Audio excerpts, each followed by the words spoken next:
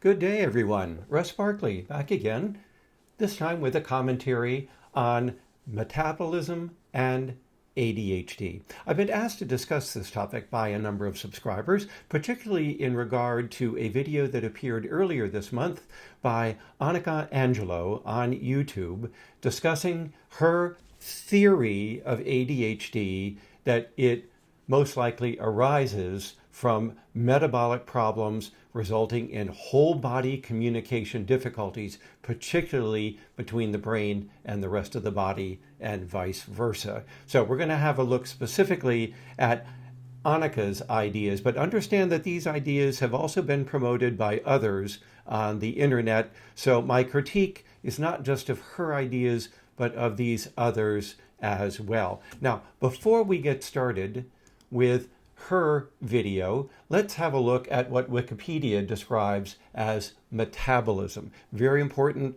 I think, that you go and take a look at this article at Wikipedia, because you're going to learn that metabolism is an incredibly complicated thing. It's not just one thing. As it says here, metabolism refers to the set of life-sustaining chemical reactions that occur within organisms. Wow, you bet it involves the whole body.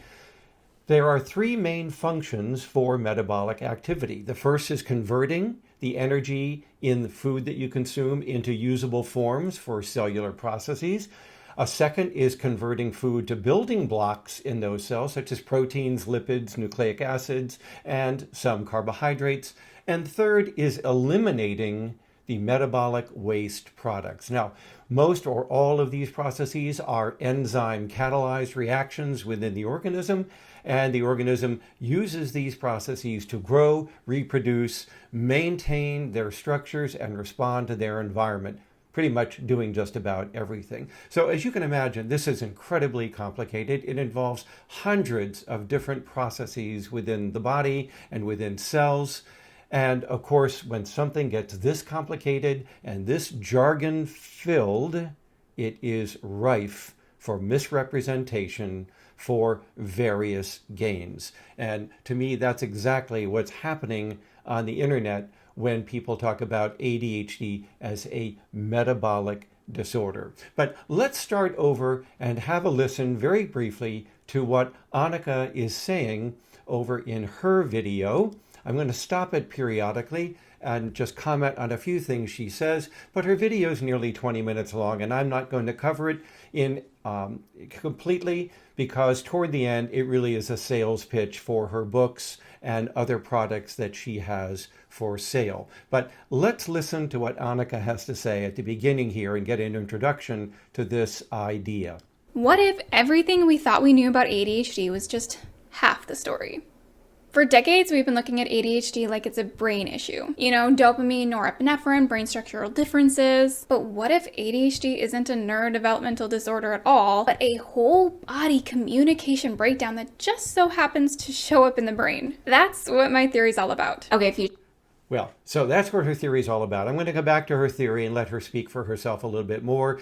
She interrupted her video to promote her topic, her product, her website, and then she goes back to the video again. I'm not going to cover that with you, but let's just stop here for a moment. She's basically saying that what we know about the brain, about neurotransmitters, about brain structural and functional differences in ADHD is all wrong.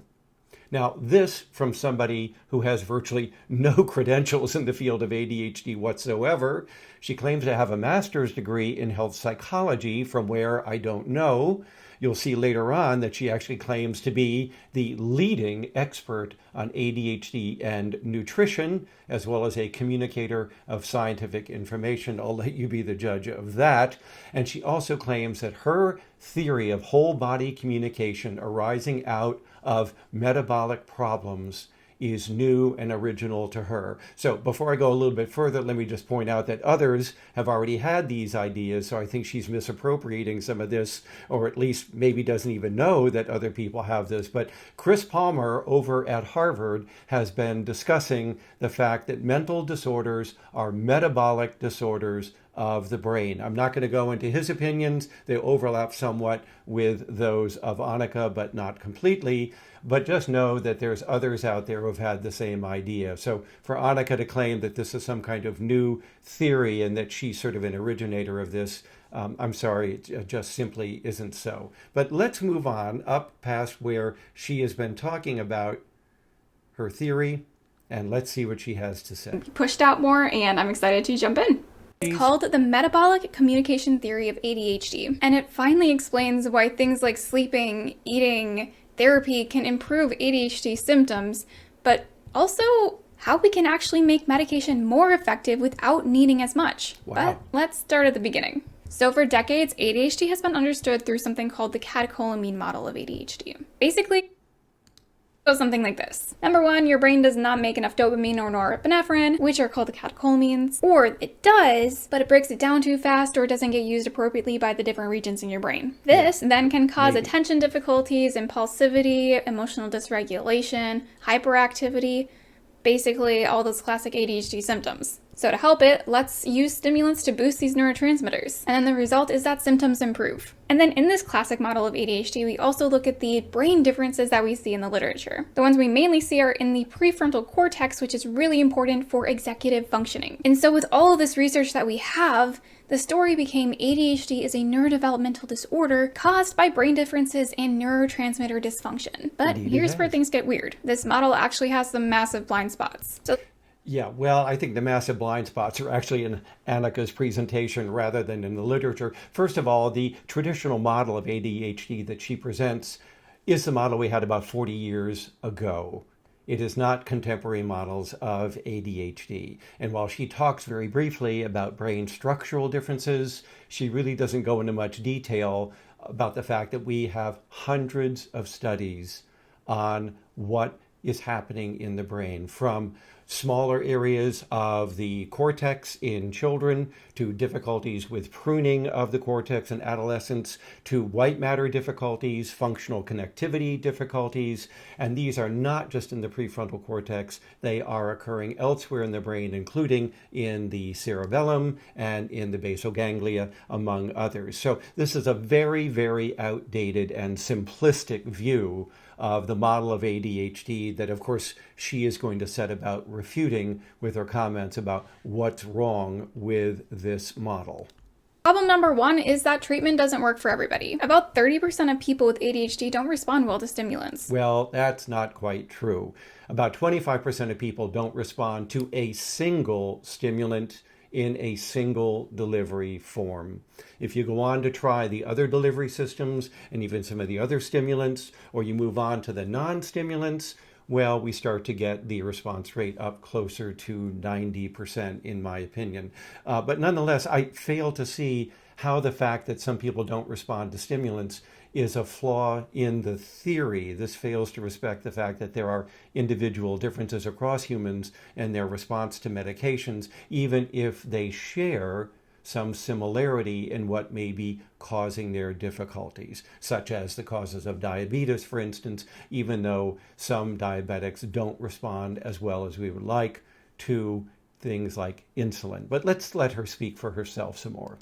ADHD was just about catecholamine dysfunction. Wouldn't the fix basically work for everyone? And then problem number two is the comorbidity problem. People with ADHD have drastically higher rates of metabolic dysfunction disorders, gastrointestinal disorders, inflammatory conditions, and then also autonomic nervous system dysfunction conditions like POTS or Ehlers-Danlos. So the traditional model just kind of looks at that, shrugs, and says they're secondary complications. Boom. Actually, no, we don't just shrug and say they're secondary complications. We try to study them in detail and find out how they're related to ADHD and how ADHD is related to them, and then where they fit into some kind of causal explanation about the disorder, something that she grossly oversimplifies. So again, this is typical of a pseudoscientific approach to salesmanship of things, where we talk about the traditional models of things are wrong. We have a revolutionary idea that's going to change all of that. We oversimplify the traditional field,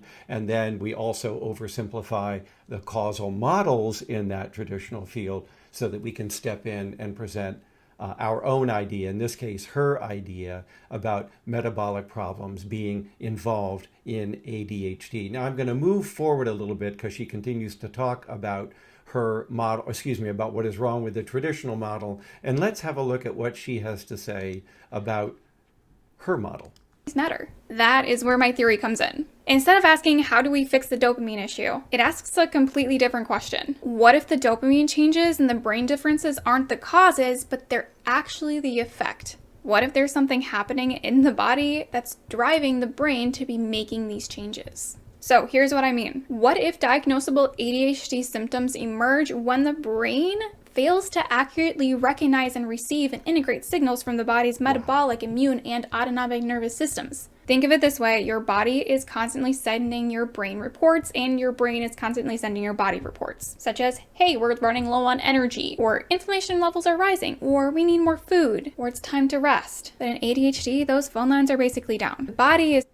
So what she's saying is there's a failure to communicate between the brain and the rest of the body. This is being driven by difficulties in metabolic systems. She'll go on to talk about 3 of the many systems that she thinks might be involved, such as the gut microbiome, for instance, mitochondrial differences in metabolism, as well as brain-related metabolism. I'm not going to go into all of those details. She's very dismissive in her presentation about any role of genetics here, basically saying that her presentation is already too complicated for us to understand, and she doesn't want to bring genetics into it because that's just going to make it more complicated. So she's saving us from all of this complexity, when in fact what she's doing is escaping from accountability that our understanding of genetics of ADHD has in explaining what is going on here. She doesn't want to deal with genetics because essentially it would refute a lot of what she has to say, and I'll show you that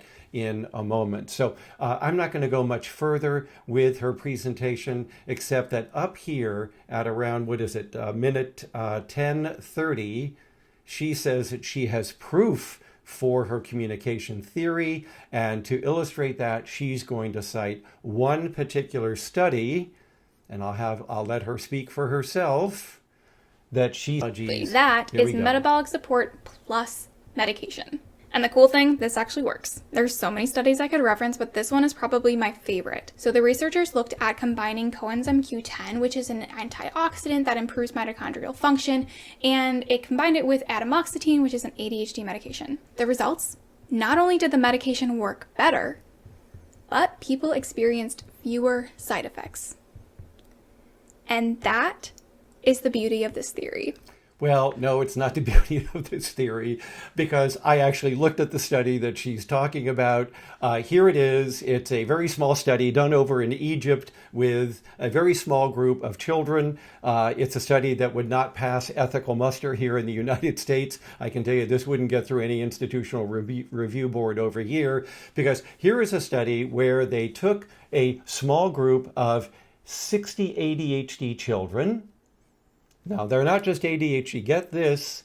They were also non-responders to atomoxetine for the prior 6 months. So this is hardly a cross-section of everybody with ADHD. It's a subset of people who didn't respond to the drug. Now, she talks about it as if the drug was helpful, but by giving that coenzyme Q10, it made it even better. It didn't. These kids simply didn't respond to atomoxetine at all. More importantly, the study authors then went on and split the group up into those who continued on atomoxetine for 6 more months and got CoQ10, and those who continued on atomoxetine for another 6 months and got placebo. Friends, that study has serious ethical problems.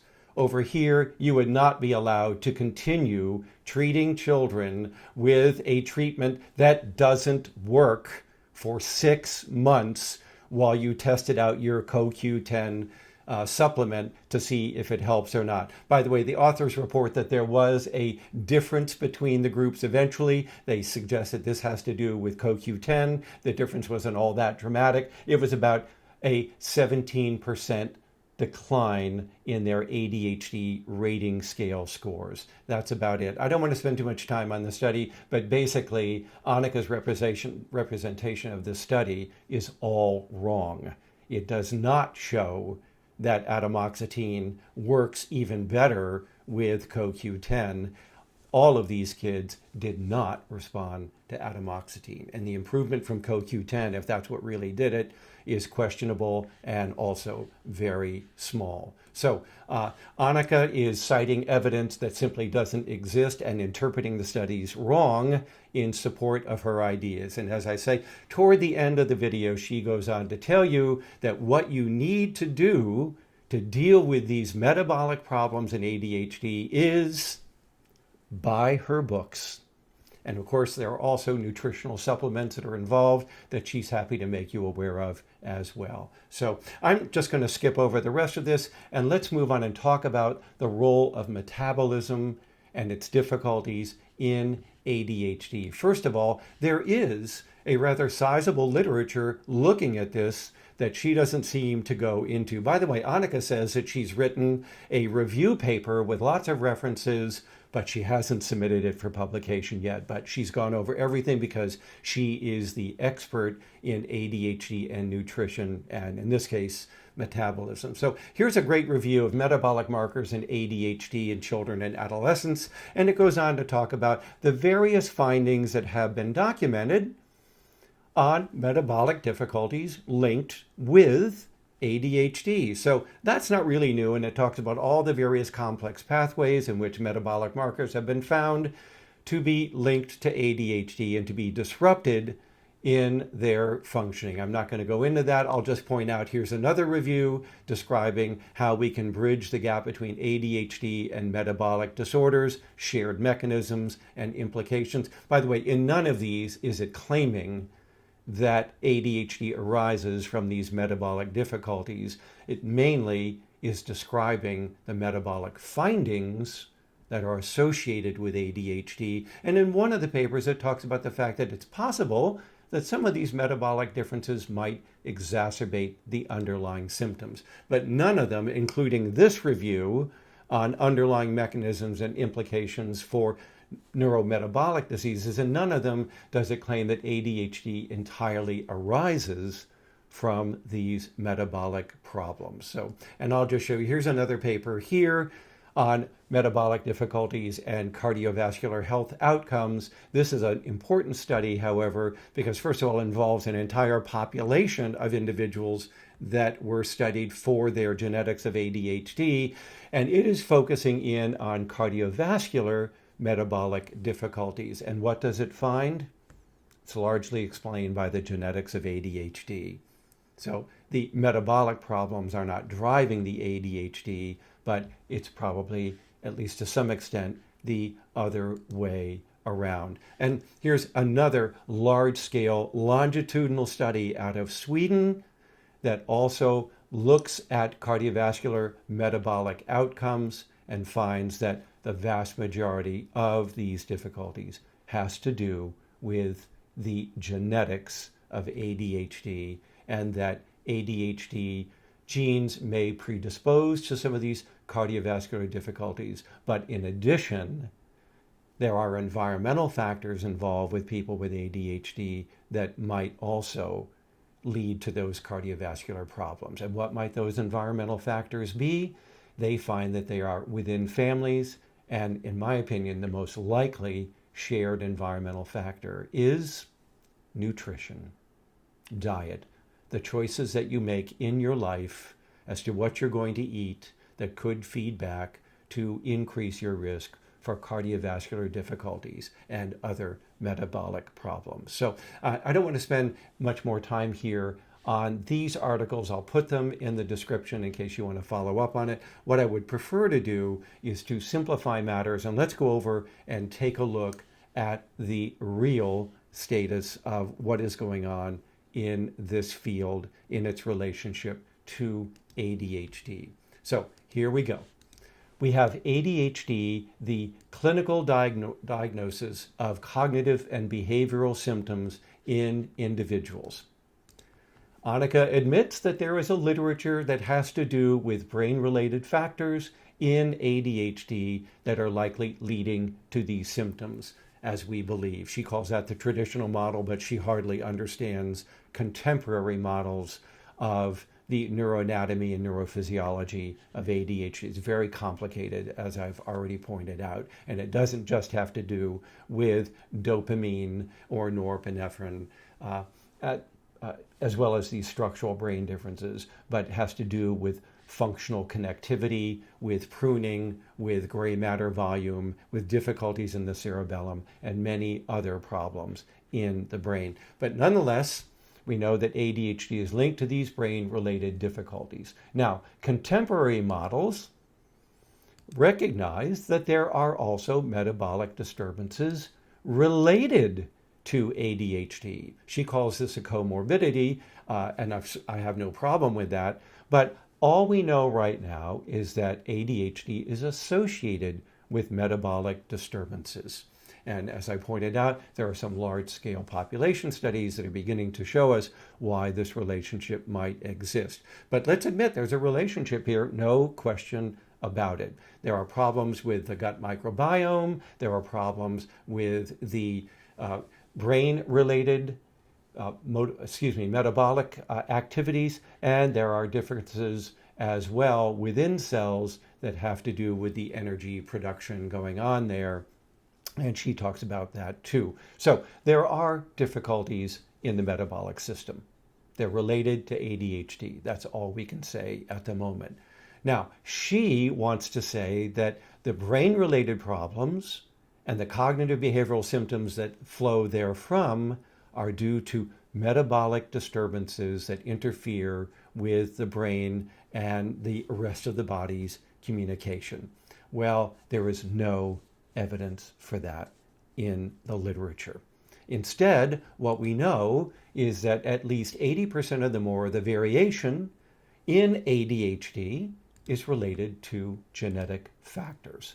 And she just dismisses that entirely because it's just too complicated for you to understand. So she's not going to go into it, but she's not going to go into it because basically that's really where the causal models lie, not with metabolic disorders. So we've got variation in genetic factors. There are also some minor environmental factors involved in here that may account for some of these symptoms, but genetics is the big elephant in the room. And that, we believe, is what is related to these brain-related factors and leads to cognitive behavioral symptoms. Now, Annika doesn't talk about the fact that there are also genetic factors that are involved in metabolic disturbances.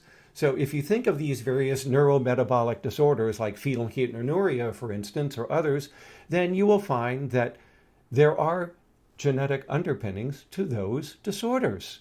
But she doesn't want to talk about that either because she wants to talk about how nutrition can be used to correct those metabolic problems and can be used to correct for your ADHD symptoms and maybe even enhance your medication response. Well, genetics is a very important part of all of this, and she needs to address that, and she has not. But what the research that I mentioned and other studies appear to suggest is that the genetic factors that are involved in ADHD are also significantly overlapping with the genetics of metabolic disturbance. In other words, genes for one can be genes for the other.